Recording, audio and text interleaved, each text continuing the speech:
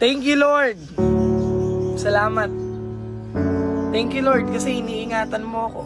Salamat, Panginoon, kasi yung magulang ko hindi mo hinahayaan na magkasakit. Panginoon, salamat kasi yung blessing lagi mong binibigay sa pamilya ko. Salamat, Lord, kasi kahit mahirap, pinaparamdam mo sa akin na kaya ko.